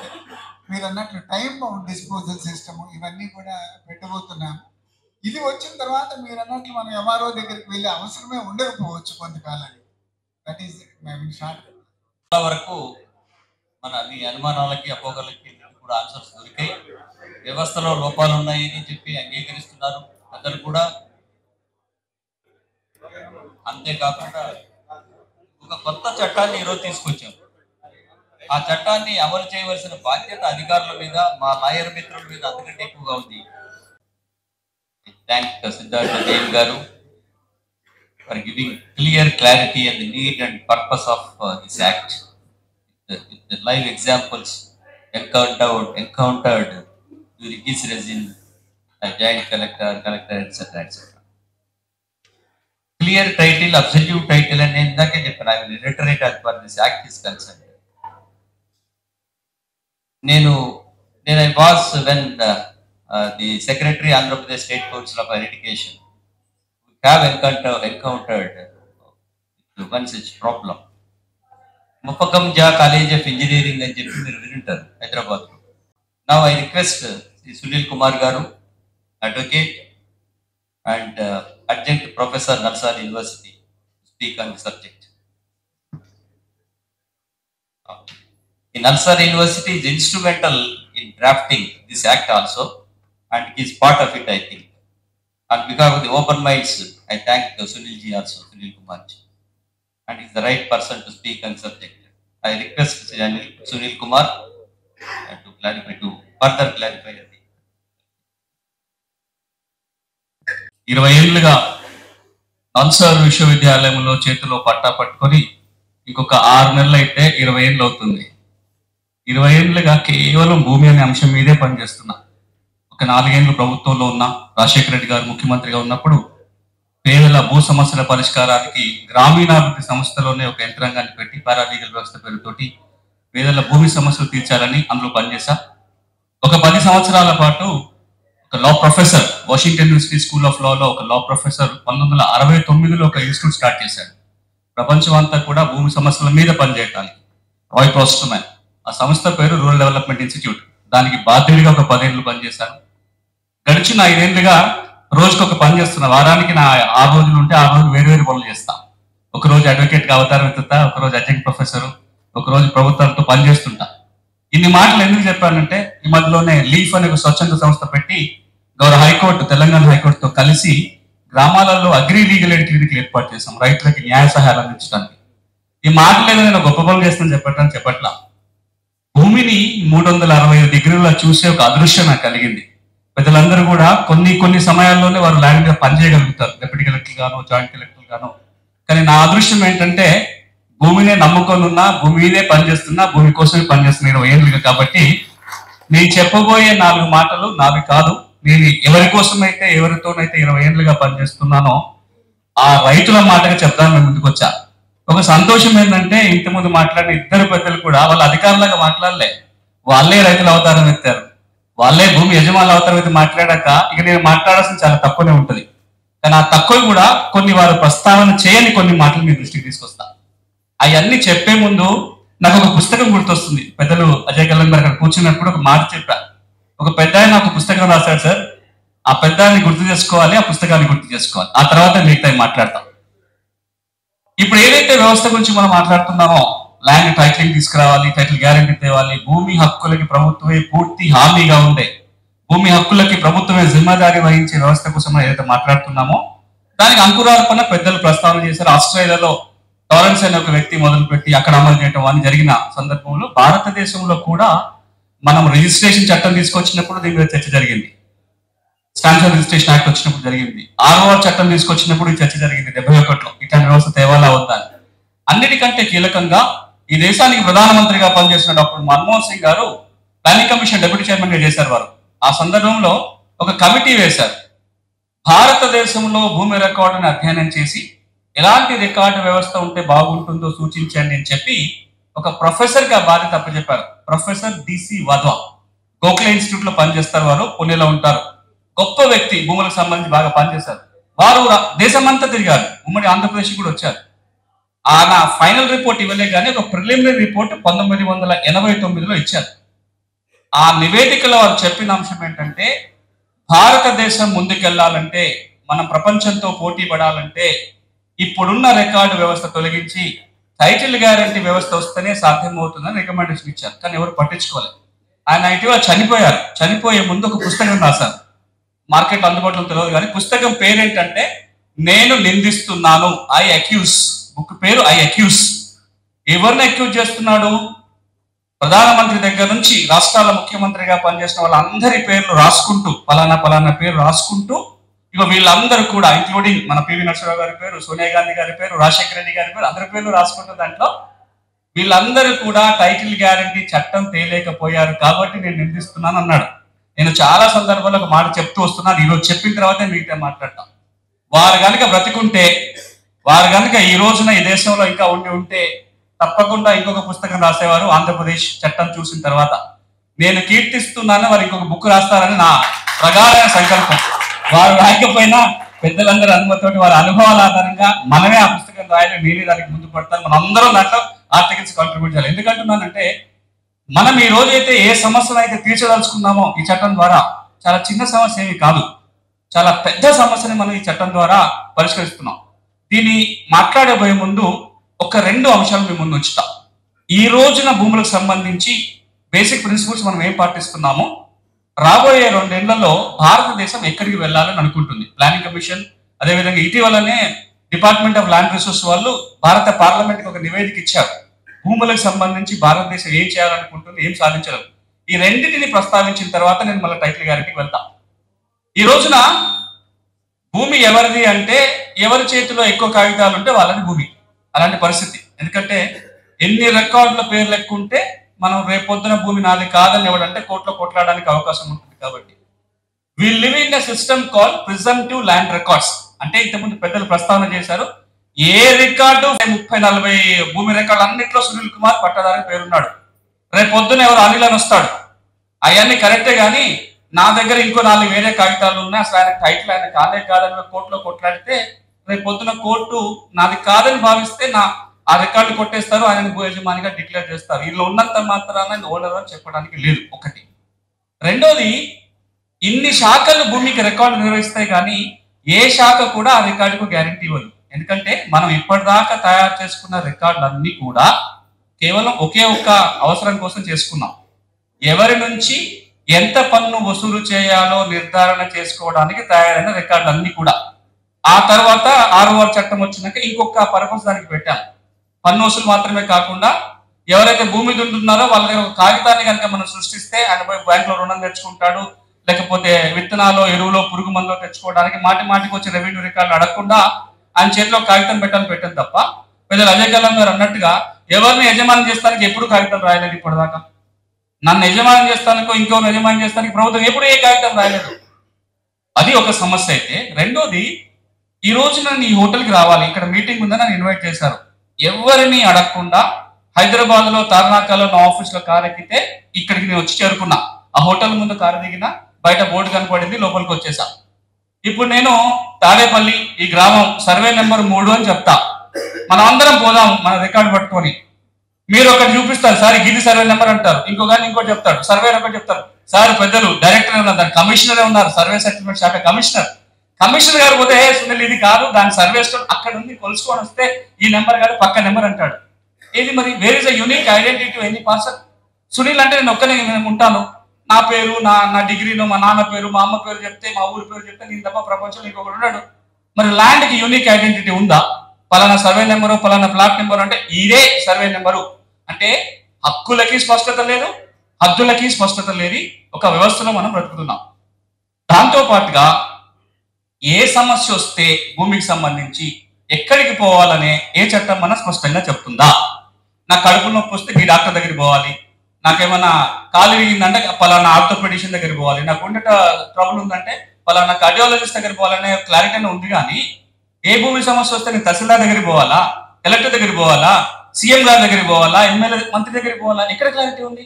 ఎక్కడ లేదు. మీరు చూడండి, ఇన్ని చట్టాలు ఉన్నాయి, 164 యాక్ట్స్ అండ్ రూల్స్ ఉన్నాయి ఆంధ్రప్రదేశ్ లో. ఏ చట్టంలో ఏ సమస్య వస్తే ఎవరి దగ్గరికి పోవాలి, ఎట్లా పోవాలి, కాగితం ఏ విధంగా ఉండాలి, ఎంత ఫీజు కట్టాలి, ఎన్నేళ్ళ పరిష్కారం అవుతుంది అనే ఒక క్లారిటీ కూడా మన దేశంలో లేదు. చట్టాలలో క్లారిటీ లేదు, ఎక్కడికి పోవాలో క్లారిటీ లేదు. ఇక్కడి నుంచి ఇది ఉండటం వల్ల ఎక్కడికి పోవాలో మనం మాట్లాడదాం. కానీ ఇట్లా ఉండటం వల్ల కొన్ని నంబర్లు మీకు చెప్తాను, మీరే ఆలోచించండి మనం ఎన్ని సమస్యలు ఎదుర్కొంటున్నాం. 4 ఏళ్ల క్రితం దక్ష అనే ఒక స్వచ్ఛంద సంస్థ మొట్టమొదటిసారిగా భారతదేశంలో అన్ని జిల్లాలలో కోర్టులు, సివిల్ కోర్టులు, క్రిమినల్ కోర్టులో ఉన్న కేసుల మీద అధ్యయనం చేస్తే ఒక నివేదిక తీసుకొచ్చింది. ఆ నివేదిక రిపోర్ట్ని ఇండియా టుడే పబ్లిష్ చేసింది. ఆ ఇండియా టుడే మ్యాగజైన్ ఎందుకు బాగా గుర్తుంటుందంటే మన భారతదేశ ప్రధాన న్యాయమూర్తి గారు కన్నీళ్లు పెట్టుకున్న ఫోటోగ్రాఫ్ దానికి కవర్ పేజ్. దాంట్లో స్టాటిస్టిక్స్ అన్ని ఉన్నాయి. ఒక స్టాటిస్టిక్స్ ఏంటంటే భారతదేశంలో సివిల్ కోర్టులో పెండింగ్ ఉన్న కేసులలో 66% కేసులు ల్యాండ్ కేసులే, ఆంధ్రప్రదేశ్తో సహా. ఇది ఇక్కడితో ఆగల. ఎవరు ఈ కేసులు కొట్లాడుతుంది అని ఒకసారి మనం చూస్తే ₹1,00,000 సంవత్సర ఆదాయం కంటే తక్కువ ఉన్న వాళ్ళే 53% ఉన్నారు దాంట్లో కొట్లాడుతున్న వాళ్ళు. ఇక సంవత్సర ఆదాయం 3 లక్షల రూపాయల లోపల ఉన్న వాళ్ళే 93% ఉన్నారు. అంటే పేదోళ్ళపై కోర్టులలో కొట్లాడుకుంటున్నారు. ఇంకా అంతకంటే దౌర్భాగ్యం ఏంటంటే ఈ కోర్టులో కొట్లాడుకుంటున్న వాళ్ళు ఎంత ఖర్చు పెడుతున్నారు. కోర్టు ఫీజులు, లాయర్ ఫీజులు కాసేపు పక్కన పెడితే కేవలం కోర్టు వాయిదాలకి హాజరు కావడానికి అయ్యే ఖర్చు, దారి ఖర్చు, తిండి ఖర్చు లెక్కేస్తే సివిల్ కేసెస్ లో ఉన్న లిటిగెంట్స్ సంవత్సరానికి పెట్టే ఖర్చు 27,000 కోట్ల రూపాయలు. భారతదేశంలో 27,000 కోట్ల రూపాయలు నా భూమి సమస్యను తీర్చుకోవడానికి నేను దారి ఖర్చుల కింద, తిండి ఖర్చుల కింద పెట్టుకున్న ఖర్చు డబ్బులు. మరి మిగతాన్ని లెక్కేస్తే కోర్టు ఖర్చు, లాయర్ల ఫీజు ఖర్చు లెక్కేస్తే ఎన్ని వేల కోట్లు అయి ఉండాలి? నేషనల్ క్రైమ్ రికార్డ్స్ బ్యూరో లెక్కల ప్రకారము 14% హత్యలు ఈ దేశంలో కారణం భూమి తగాదాలు. దాదాపుగా 60% నేరాలకి కారణం భూమి తగాదాలు, క్రైమ్ రికార్డ్స్ బ్యూరో లెక్కలు. ఇక మన పెట్టుబడుల విషయానికి వస్తే పెద్దలు అజయ్ కల్లం గారు మాట్లాడుతూ చెప్పారు, పెట్టుబడి పెట్టడం కూడా భయపడుతున్నాడు. ఎందుకు భయపడుతున్నాడు? ఎందుకంటే లిటిగేషన్ ఉంది కాబట్టి. అట్లా మనం భారతదేశంలో 1.3% జీడిపిని కోల్పోతున్నాం, మన రికార్డ్స్ బాగా లేకపోవటం వల్ల, మన హక్కులకి భద్రత లేకపోవటం వల్ల. మరి ఇవన్నీ తీరాలంటే ఏం చేయాలి అంటే పెద్దలు వాళ్ళు ఏం జరగబోతో చెప్తున్నారు. కొన్ని మైల్ స్టోన్స్ చెప్తాను. ఇంక 2 ఏళ్లలో కేంద్రం ఏం చేయాలనుకుంటుంది. ఒకటి, భారతదేశంలో ప్రతి భూకమతానికి ఒక యూనిక్ పార్సల్ ఐడెంటిఫికేషన్ ఇవ్వాలి. It is called ULPIN. ఆంధ్రప్రదేశ్లో ఇప్పుడు మొదలు చేస్తున్న కార్యక్రమం అదే. ఇక్కడ జరగకుండా ఇప్పుడు ఆంధ్రప్రదేశ్లో మొదలైంది. ప్రతి భూకమతానికి ఒక ప్రత్యేక నంబర్ వస్తుంది. వ్యవసాయ భూమి అయితే యుఎల్పిన్, నాన్ అగ్రికల్చర్ ల్యాండ్కి అయితే ఇంకా స్వామిత్వ ప్రాజెక్ట్ కింద ప్రాపర్టీ కార్డు ఇచ్చే ప్రయత్నం జరుగుతుంది. అంటే ప్రతి ల్యాండ్కి ఒక ఐడెంటిటీ వచ్చేస్తుంది. మనం పేరు పెడతాం, ఇగో ఇది భూమి, దాని హద్దులు ఇవి, దాని ఎక్స్టెంట్ ఇంత అనేది దాంతో తేలిపోతుంది. ఇక రెండోది, ఈ యూనిక్ నెంబర్ ఇవ్వడంతో పాటుగా ఈ భూమికి సంబంధించిన సమగ్ర చరిత్ర అన్ని వివరాలు ఒకే చోట ఉంటాయి. సింగిల్ ప్లాట్ఫామ్ మీద మనం ఆన్లైన్ రికార్డు చేసిన కార్యక్రమం అదే. అన్ని శాఖల దగ్గర ఉన్న సమాచారాన్ని ఒక చోట తెలుస్తున్నాం. లేకపోతే ల్యాండ్కి సంబంధించి రెవెన్యూ డిపార్ట్మెంట్ దగ్గర ఒక సమాచారం ఉంటుంది, సర్వే సెటిల్మెంట్ దగ్గర ఇంకో సమాచారం ఉంటుంది, ఎన్విరాన్మెంట్ వాళ్ళ దగ్గర ఒక లెక్క ఉంటుంది, వక్ఫ్ వాళ్ళ దగ్గర ఒకటి ఉంటుంది, ఫారెస్ట్ వాళ్ళ దగ్గర ఇంకొకటి ఉంటుంది, లోకల్ బాడీ దగ్గర మళ్ళీ ఒకటి ఉంటుంది. ఏ రికార్డుకి లంకే కుదరదు. బ్యాంకు వాళ్ళ దగ్గర వేరే ఉంటుంది, అగ్రికల్చర్ డిపార్ట్మెంట్ వాళ్ళ దగ్గర వేరే ఉంటుంది. అవన్నీ ఉండవు. అన్ని రికార్డులు ఒకే చోటకు వస్తాయి, ఒకే చోట మనకు కనపడతాయి. అంత మాత్రమే కాదు, పెద్దలు చెప్పినట్టుగా ఆ రికార్డు ఫీల్డ్కి అర్థం పట్టేలాగా ఉంటుంది. Mirror principle. ఏ రికార్డులో ఏ చేంజ్ జరిగినా వెంటనే జరిగిపోతుంది, ఏ మార్పు జరిగినా వెంటనే వచ్చేస్తుంది. మిర్రర్ ప్రిన్సిపల్ సాధించాలనుకుంటున్నారు. కంప్యూటరైజేషన్ జరగాలి, మిర్రర్ ప్రిన్సిపల్ సాధించాలి. దీనికోసం 2 పథకాలు మన కేంద్రం పెట్టుకుంది. మొదట్లో 2004లో ఒక కేంద్ర పథకం ఉండేది, NLRMP, national land records modernisation programme పేరుతోటి. దాన్ని ఇటీవల కాలంలో కొంత మార్పు చేర్పులు చేసి DILRMP పథకంగా అమలు చేస్తున్నాం. Digital India land records modernisation programme పేరుతోటి ఇప్పుడు నేను చెప్పినవన్నీ సాధించడానికి ఒక లక్ష్యం పెట్టుకున్నాం. ఇవన్నీ సాధిస్తూ ఇప్పుడున్న మన డీడ్స్ రిజిస్ట్రేషన్ సిస్టమ్ తొలగించి టైటిల్ రిజిస్ట్రేషన్ వ్యవస్థకు పోవాలంటున్నాం. తేడా అర్థం కావాలంటే మనకు జోక్ గుర్తుంటుంది, లాయర్లందరూ చాలాసార్లు మాట్లాడుకుని ఉంటాం కూడా. హైదరాబాద్లో చార్మినార్ నేను నమ్మొచ్చు, మీరు కొనుక్కోవచ్చు, డాక్యుమెంట్ రిజిస్ట్రేషన్ కూడా అయిపోతుంది. ఎందుకు? సబ్ రిజిస్ట్రార్కి నువ్వేమవుతున్నావు వాడికి ఏం పట్టించుకుంటుంది? డబ్బులు కట్టినావా లేదా, స్టాంప్ డ్యూటీ కట్టినావా, రిజిస్ట్రేషన్ ఫీజు కట్టినావా, కావాలంటే ఇప్పుడు ఆధార్ కార్డు అడుగుతారు, ఇంకేదో ఐడెంటిటీ ఎస్టాబ్లిష్ చేస్తారు, రిజిస్ట్రేషన్ అయిపోతుంది. అంటే ఏంటి? మనం కాగితాలను రిజిస్టర్ చేస్తున్నాం కానీ కాగితాల్లో ఉన్న హక్కులను మనం రిజిస్ట్రేషన్ చేయట్లేదు. హక్కులను ఎవరు వెరిఫై కూడా చేయట్లేదు. కానీ రాబోయే రోజులలో ఇది తొలగించేసి రిజిస్ట్రేషన్ జరుగుతున్నప్పుడే హక్కులని వెరిఫై చేసి హక్కుల రిజిస్ట్రేషన్ చేయాలి అని అనుకుంటున్నాం కొత్త సిస్టమ్ ద్వారా. ఈ మార్పు రాబోతుంది. అంతేకాదు, ఏ భూమినైనా ఎక్కడి నుంచినైనా రిజిస్ట్రేషన్ తీసుకొచ్చే వ్యవస్థ. జమ్మూ కాశ్మీర్లో ఉన్న భూమిని కూడా విజయవాడలో, తాడేపల్లిలో ఈ హోటల్లో కూర్చొని కొనుక్కొని అమ్మకం చేసుకునే అవకాశం కల్పించాలి.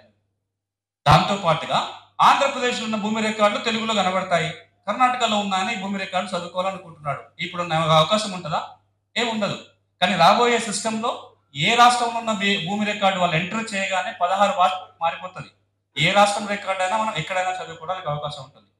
ఇవన్నీ సాధించిన తర్వాత లాస్ట్ స్టెప్ ఏంటంటే ఆ రికార్డుకి గవర్నమెంటే గ్యారెంటీ ఇస్తానంటుంది. ఈ రోజు నేను ఒక కారు కొనుక్కున్నా, లేదా ఇప్పుడు ఒక అపార్ట్మెంట్ కొనుక్కుంటా, లేదా బైక్ కొనుక్కున్నా, నా తప్పు ఉన్నానో అవతల తప్పు వల్లనో నా కార్కి యాక్సిడెంట్ అయిందో, నా బైక్కి యాక్సిడెంట్ అయింది, ₹1,00,000 పెట్టి బైక్ కొనుక్కున్నావు, 20 లక్షలు పెట్టి కారు కొనుక్కున్నా, అప్పుడు ఏమవుతుంది? యాక్సిడెంట్ అయితే ఎవరు తప్పు ఉన్నా సరే ఎంతో కొంత నాకు ఇన్సూరెన్స్ డబ్బులు వస్తాయి. అట్లీస్ట్ నా కారు అన్న ఉంటుంది, కారు వల్ల నష్టం జరిగితే డబ్బులు అని వస్తాయి. మరి నేను జీవితకాలం ఎర్నింగ్స్ పెట్టుకొని నా రిటైర్మెంట్ దశలో పోయి 20 లక్షలు 30 లక్షలు పెట్టి ఒక ప్లాట్ కొనుక్కున్న తర్వాత తెలుస్తుంది డబుల్ రిజిస్ట్రేషన్ అయిపోయింది. లేదు కొన్ని ఇప్పుడు పెద్దలు అజయ్ గారు చెప్పారు, సిద్ధాజన్ గారు చెప్పారు, అది అసైన్ ల్యాండ్ అట, అప్పుడు తెలుస్తుంది. లేదు అది షీకం ల్యాండ్ అని చెప్పి మాకు నోటీస్ వస్తుంది, ఏదో చుక్కల మూడుందని చెప్తారు కొన్న తర్వాత.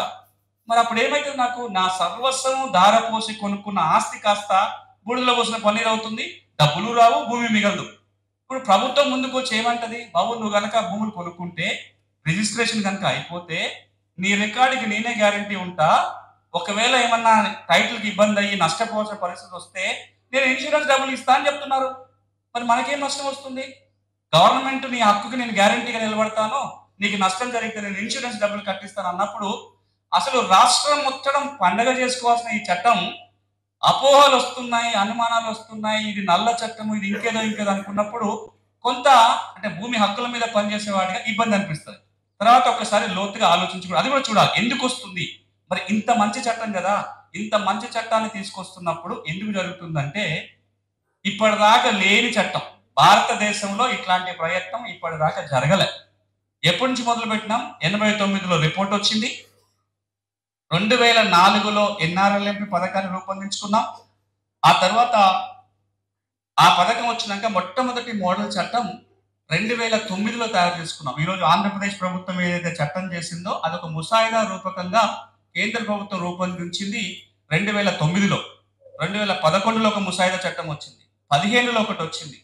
తర్వాత ఒక రోడ్ మ్యాప్ కూడా వచ్చింది. ఈ టైటిల్ గ్యారంటీని సాధించడం కోసం ఏమేం పనులు చేయాలి, ఎట్లా చేయాలి, ఏం చేస్తే మనం ఆ దశకు చేరుకోగలుగుతామని ఒక రోడ్ మ్యాప్ తయారైంది. దానికి అనుకూలంగా మళ్ళొక కొత్త మోడల్ చట్టం ఇటీవల వచ్చింది. చాలా రాష్ట్రాలని అడిగితే కూడా ప్రయత్నాలు అయితే జరిగినాయి, కానీ ఈ దశ వరకు వచ్చిన రాష్ట్రం ఏదన్నా ఉంది అంటే ఆంధ్రప్రదేశ్. ఒకటి, చట్టం చేసుకున్నారు. రెండు, ఆ చట్టం అమలు కావాలంటే అన్నిటికంటే కీలకం భూముల సర్వే. భూమి సర్వే చేయకుండా టైటిల్ గ్యారెంటీ సాధ్యమే కాదు, టైటిలింగ్ సాధ్యం కాదు.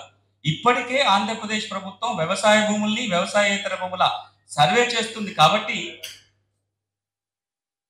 ఈ చట్టాన్ని మనం గనక అమలు చేసుకుంటే రాబోయే రోజుల్లో నేను ఇంతకుముందు చెప్పిన సమస్యలు ఏవైతే ఉన్నాయో, సివిల్ కేసెస్ కావచ్చు, క్రిమినల్ కేసెస్ కావచ్చు, ఆర్థికంగా నష్టం కావచ్చు, ఇవన్నిటిని ఓవర్కమ్ కావడానికి అవకాశం ఉంటుంది. ఇప్పుడు మరి ఎందుకు ఇబ్బందులు వస్తున్నాయి అంటే, నేను ఇప్పుడు పెద్దలు ఇద్దరు కూర్చున్నారు కాబట్టి మీకు అందరికీ మళ్ళీ అందరి సమక్షంలో రిక్వెస్ట్ చేస్తున్నా. సార్, ఈ చట్టాన్ని అందరికి చెప్పండి, ఈ చట్టాన్ని ఇంటింటికి చెప్పండి, ప్రతి రైతుకు చెప్పండి.